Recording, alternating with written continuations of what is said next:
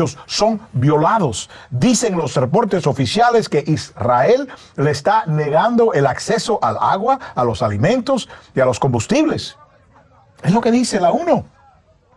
Miren estas imágenes que están ahora saliendo de Gaza. Estas imágenes lo dice todo. Sin embargo, la mayoría de los reporteros occidentales generalmente no cubren esa realidad. Y ahora la pregunta, ¿cómo llegamos aquí? ¿Cómo se volvió Israel tan poderoso y los palestinos tan débiles? Y la situación tan peligrosa. Al principio se reduce a una palabra, engaño, y un país, el Reino Unido. Déjame explicar. Después de la Primera Guerra Mundial, dibujaron el mapa del Medio Oriente haciendo a base de mentiras y engaños a los árabes que vivían ahí. Por repelar al Imperio Otomano, a los árabes de la región le prometieron la tierra que incluye la Palestina histórica. Sin embargo, cuando la guerra acabó, la Primera Guerra Mundial, los británicos anunciaron la Declaración Balfour, estableciendo en Palestina un hogar nacional para el pueblo judío, no los árabes, para el pueblo judío.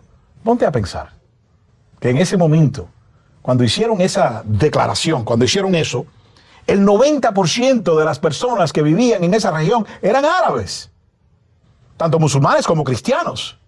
Pero comenzando en los años 1920 y durando hasta el 1948, los británicos forzaron una masiva inmigración judía que también fue eventualmente apoyada por Estados Unidos. En ese momento parecía lo correcto, ¿no? Parecía lo correcto. El pueblo judío de Europa había sufrido bastante del antisemitismo. Y peor todavía fue lo que le pasó, lo que hicieron durante los años de la Segunda Guerra Mundial, cuando fueron víctimas de masacres y torturas a manos de Alemania y Hitler. Es por esa razón que los judíos necesitaron ayuda y un hogar. Pero en ese momento los palestinos obviamente se preguntaron entre ellos mismos, ¿por qué somos nosotros los que tenemos que resolver el problema de los judíos? ¿Por qué tenemos que darle nuestra dignidad, nuestro hogar? ¿Quién tomó esa decisión? Es una pregunta que ellos hicieron, me imagino. Y con eso empezaron las huelgas y las protestas y los boicots y las revueltas campesinas. ¿Y los británicos cómo respondieron? Con toques de queda, arrestos masivos, demoliciones. Finalmente enviaron 30.000 tropas para entrenar y luchar junto a las unidades paramilitares judías en contra de los palestinos. Ahí empezó la agresión. 1947, la población judía de esa región, que antes era el 10%, ahora se convirtió en el 33%. De 10% a 33%. Un tercer. Pero eran dueños de solamente el 6% de la tierra. Y por eso vino la ONU y declaró resolución número 181. Resolución de la ONU 181, dándole a los judíos el 55% de la tierra. Y le dieron las mejores zonas, las de la costa y las más fértiles. Y con eso empieza la catástrofe, lo que palestinos llaman Nakba. Pueblos son destruidos y al final más del 70% de la Palestina histórica cambia de manos. ¿Con qué se quedan los palestinos? Con dos pequeños territorios, Cisjordania y la Franja de Gaza. Pero en 1948, la ONU anuncia la Declaración 194. Esta es importante, 194. Dándole a los refugiados palestinos el derecho de regresar a su tierra histórica. Y con eso se resuelve todo, ¿no? No. Ni siquiera se acerca. Pero sí trae cambios.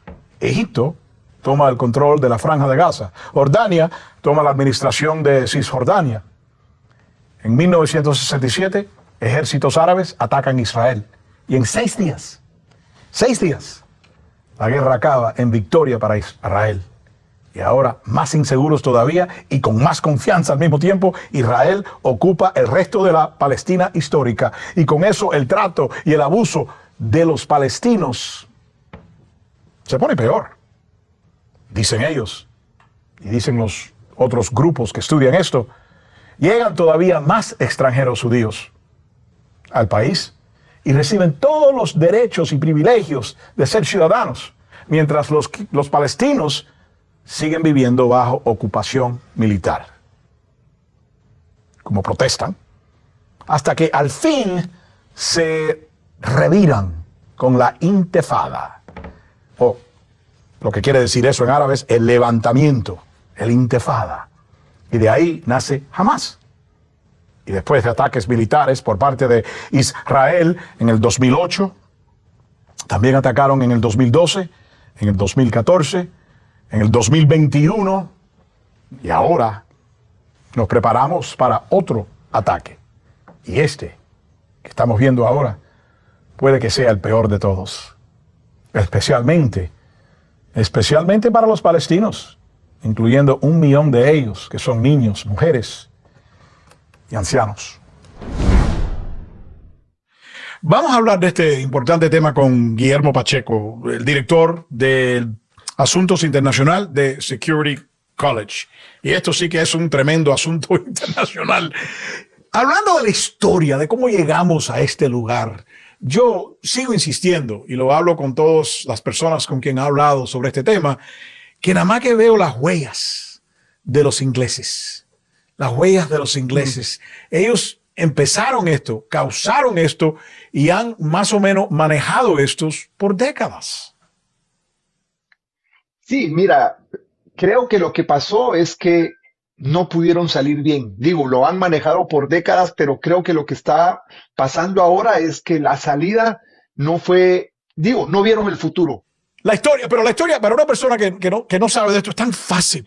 Hay un grupo de personas que vivían en un lugar que se llamaba Palestina de la historia. Los ingleses dijeron un día con el Agreement de Balfour, de ahora adelante queremos que los hebreos judíos en Europa vivan en ese lugar, así que las personas que viven ahí se tienen que ir. ¿Ya? Bueno, No es un cuento complicado, así empezó la cosa y en sí todavía en eso estamos. no, claro, pero mira, lo que tenemos que hacer es que hay más historia antes de eso. Digo, yo entiendo que a partir de 1945, 46, cuando se crea el Comité de Palestina en las Naciones Unidas, se llega a eso. Pero tenemos los judíos, Israel dice que esto viene de antes, porque Sí, ellos moraban ahí hace cientos de años, miles de años, entonces era como regresar a la tierra que era de ellos, que ahora vivían unos palestinos, digo, otra gente. Por eso es que Naciones Unidas decide como lavarse las manos y decir, bueno, ¿sabe qué? Partamos a la mitad de ese territorio, que eso viene desde los 40. Partamos el territorio. pero entonces nosotros, los americanos que vivimos en este gran país, tenemos que mudarnos porque los que vivían aquí antes, los nativos, ¿no? Los indígenas. Así que tenemos que mudarnos nosotros y darle el territorio de nosotros a ellos. Si vamos a hacer ese argumento. No, Y podemos hacer ese argumento en cualquier lugar en el mundo. sí, mira, no, por eso digo, ahí el tema era que digamos, la parte de Naciones Unidas, digo, bueno, ¿qué hacemos con estos? Bueno, ¿por qué no los regresamos a donde vivían antes? Y yo estoy de acuerdo, ahí ya vivían Sí. otros, sin lugar a dudas, o sea, sin lugar a dudas, pero para ellos, mira, es como aquí los nativos en Estados Unidos pelean sus tierras. Tal vez dijo, bueno, ellos tenían más tierras, pero sus lugares sagrados los pelean. Digo, hay lugares sagrados que sí ellos pelean y que les han ido devolviendo poco a poco.